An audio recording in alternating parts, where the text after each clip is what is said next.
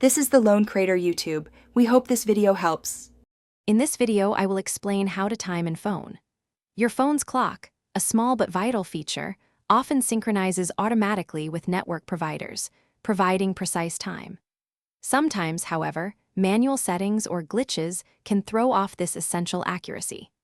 Keeping your phone's time consistently correct is crucial for managing your schedule, arriving at appointments punctually, and ensuring all your digital timestamps are reliable. It's a foundational setting for daily life.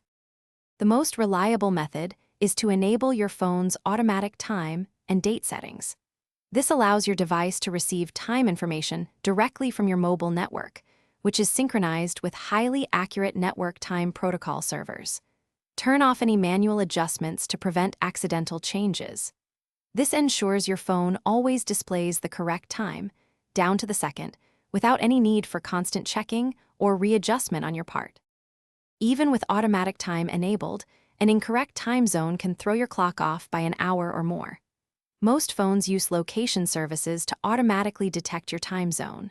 If this isn't working correctly, you can manually select the appropriate zone from your phone settings. For example, selecting Eastern Time if you are in New York.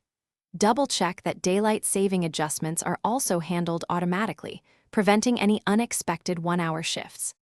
If your time remains incorrect after checking automatic settings and time zones, a simple restart often resolves the issue. Power down your phone completely, wait for at least 10 seconds, and then power it back on. This refreshes all network connections, allowing your device to resynchronize with the network time servers. Many minor software glitches that affect timekeeping can be cleared with this straightforward step, often bringing the clock back into perfect alignment. Thanks for watching. Consider subscribing if we helped you.